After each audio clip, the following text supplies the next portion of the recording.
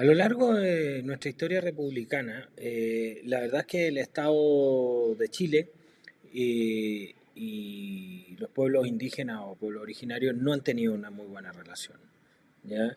Em, eh, con el, con el transcurso del paso del tiempo, esta relación ha ido tendiendo a tensarse cada vez más, sobre todo con los miembros del pueblo mapuche, ¿no? Ahora, el Estado en un origen histórico, digamos, decidió ocupar las tierras habitadas por el mundo mapuche por allá por el 1860 y algo, 61, a partir de ahí 63, y en un proceso que duró un par de décadas integró esos territorios argumentando la necesidad de la soberanía y aparte de eso, digamos, el control de los recursos, que era principalmente el principal interés que había, ¿no? Ahora, a partir de ahí la relación ya definitivamente se quebró y con el transcurso de los años y el siglo ya transcurrido, digamos, en la actualidad, nosotros hemos visto como cada vez este proceso ha ido generando mayor cantidad de problemas. La relación con los otros pueblos originarios tampoco es muy distinta, en términos de que en zonas pertenecientes o que habitan los pueblos originarios en la zona norte del país se instalan mineras o industrias que destruyen el medio ambiente en gran medida o que afectan a las comunidades y eso tiene una oposición también por parte de estas comunidades que no han tenido eco en el Estado, ¿no? Y el Estado ha tenido una visión de ir generando, una idea de ir generando ciertas políticas estatales para tratar de ir corrigiendo estos problemas, estas relaciones. Entonces, después del retorno a la democracia, el año 93 se crea la Corporación Nacional Indígena y desde esta corporación se emiten, emanan, se crean distintas políticas sociales. El problema está en que las políticas sociales o políticas públicas vinculadas a los pueblos indígenas no los integran. Digamos, ¿no? Las políticas de Estado generalmente tienen la tendencia a generarse desde las cuatro paredes de una oficina sin la integración de los territorios y sin la integración de las personas que eh, representan a esos territorios, ¿no? Sin la representatividad del mundo indígena dentro de estas políticas y eso ha traído problemas, porque al final de cuentas las políticas públicas que se intentan aplicar no funcionan porque no responden a las necesidades de este mundo indígena. Eh, Podríamos detenernos bastante más en general respecto a la historicidad, ¿no? Con lo que pasó en la, en la isla de Tierra del Fuego con la familia Menéndez, etcétera, digamos, pero el foco de esto está puesto más bien en cómo se pueden tratar de solucionar los problemas, ¿no? En la actualidad.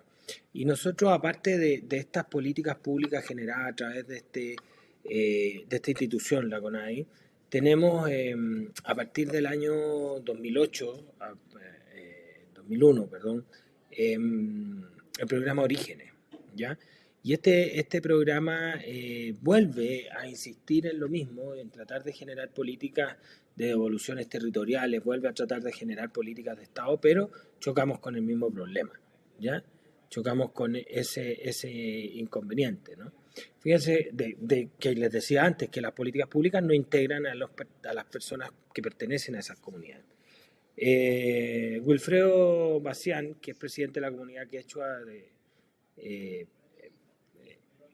Quipisca, o fue, digamos, porque este es un documento de hace algunos años, dice, es un hecho que en Chile no es homogéneo culturalmente y la respuesta a esto no puede ser otra que la apertura institucional a la interculturalidad, entendiéndola como la interacción entre las culturas diferentes de forma respetuosa. Pero un diálogo genuino implica primero el reconocimiento de la identidad de la cultura y la memoria y la organización de los pueblos indígenas como protagonistas de la sociedad y no como meros objetos de políticas públicas. Un poco apelando a lo que yo les estoy diciendo, ¿no? Vamos a entrar ahora en lo que significa el reconocimiento cultural. Para esto se necesitan cambios institucionales e interculturales, como el reconocimiento constitucional, la creación de un ministerio indígena, revisar los mecanismos de restitución de tierras expropiadas, cooficializar las lenguas indígenas, fortalecer la educación intercultural y crear un parlamento de pueblos indígenas para tratar temas indígenas.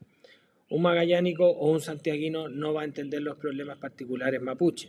Somos un grupo distinto, necesitamos otras interacciones, pero eso no implica dos estados, sino uno donde tengamos espacio para convivir con nuestras diferencias. Políticas que contribuyan a la interacción y no a la segregación.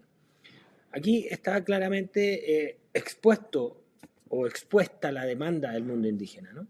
Más allá de que estas políticas públicas los transforman en objetos de tales, está hablando también de lo que significa el elemento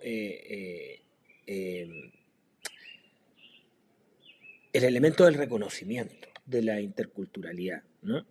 Un reconocimiento constitucional, la necesidad de no crear dos estados como se intentó decir o se dice normalmente por parte de algunos opositores a este tipo de políticas, sino que concretamente la idea de tratar de que en este gran estado, ¿no? En este Chile, exista espacio, ¿no? Existe espacio para la interculturalidad, para la institucionalidad indígena, para la discusión, ¿no? ¿Qué compete al mundo indígena?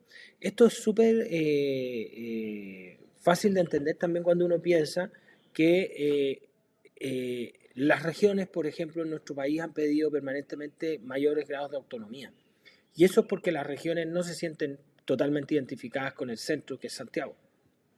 Y esto se debe a que nosotros en Santiago, yo habito en Santiago, no tenemos certezas reales de las necesidades de un magallánico, no un ariqueño.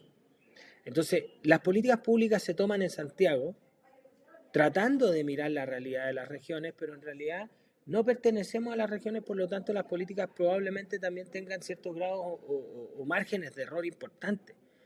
Entonces,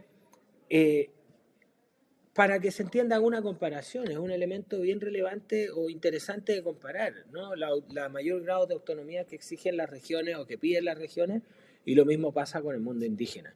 No se trata de crear un Estado ajeno al Estado chileno, se trata de que es necesario entendernos y vincularnos dentro de las relaciones entre las distintas miradas culturales que existen en nuestro país, ¿no? Esperemos que eso resulte. Nosotros podemos visualizar un experimento bien interesante en la Convención Constitucional, porque por primera vez en la historia de nuestro país se le asignaron escaños reservados al mundo indígena. Y eso significó, de una u otra manera, que por primera vez estos grupos culturales tienen una posibilidad de exponer sus temas sin necesidad de pertenecer a un partido político o un grupo determinado, sino que solamente por el hecho de ser culturalmente distintos, ser pueblo originario, tratar de que sean reconocidos como naciones, y la nación tampoco significa que ellos van a tener un sistema judicial distinto o un funcionamiento, un Estado distinto, no es eso. Sino se trata, insisto, de generar los mecanismos internos que nos permitan vincularnos, desarrollarnos y fortalecer nuestra identidad a través de la interculturalidad. Los dejo y nos vemos en la pronta entrega. Hasta luego.